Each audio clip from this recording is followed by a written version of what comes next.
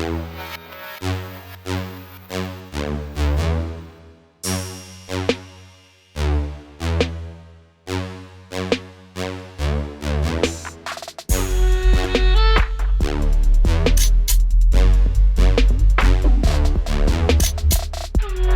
guys, I just wanted to take this opportunity to share with you a really cool diver from Seiko. This is the SBEX001, and it's really kind of the top of the line that you can get from Seiko before you transition to the Grand Seiko line. This is one of their nicest divers, and it's one of their most intense divers too. This has a 1,000-meter water resistance. And it's in a massive, very finely machined titanium Minogue case with the DiaShield coating, and it's got just insane finish work. It's really well done. I mean, I like the details here. I love those angled large teeth on the bezel, the recessed sapphire crystal. It's a seriously cool watch. I mean, it's kind of a beast. When it comes to the size and the execution. This is a professional grade watch. You could take the saturation diving. It has the special L-shaped gasket that doesn't, so you don't need a helium release valve with this watch. It's just a really intense, very well made, very cool watch that a viewer graciously sent in for me to review. So I'm excited to share it with you guys today. This really is quite special. I'll start with some macro shots here of the dial. We've got a beautiful dial. Very well executed. We've got kind of that gilt or that gold tone applied markers. They are deep filled with Seiko's LumiBrite. It's one of the nicest applications that I've seen. I mean, it's just as potent as my Marinemaster 300 and the SBBN033, which is saying something. So it's really good quality lume. And this handset, it's, oh my goodness, it's beautiful. Look at that brushing, the fine bevels. Look at the form.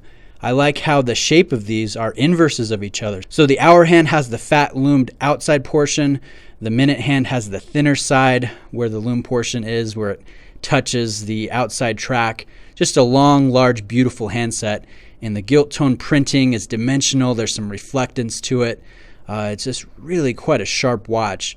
And it's set off under that sapphire crystal, which is super thick, and it has a nice AR application on the underside.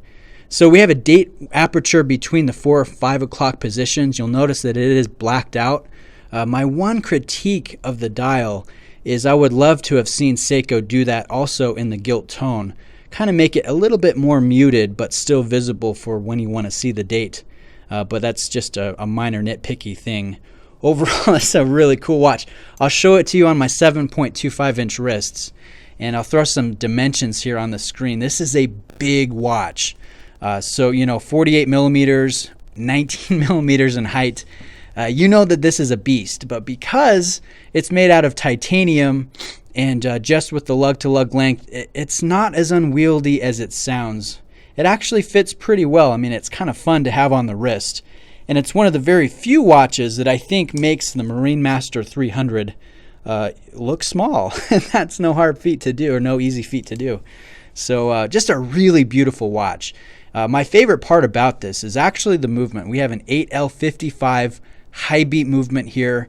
So that seconds hand is starting and stopping 10 times every second. So you get just an incredibly smooth sweep, very accurate movement, and it's impressive that they're able to coax 55 hours of power reserve in this 37 joule movement. It's based off of a Grand Seiko caliber, and in my opinion, it's one of Seiko's very best mechanical offerings. So really cool that it's here. This watch, I mean, in my eyes, it's really the first true homage or tribute to the 6159-7001 that debuted in 1968. That's being reissued later this year in a limited edition version. But this one is just kind of this modern, large, beefy tribute to that shares the same specs when it comes to the movement being a high beat and the gilt tone, the overall layout. You can tell it's paying homage to that watch without being a total reissue, and I just think it's a really cool caliber, really cool piece.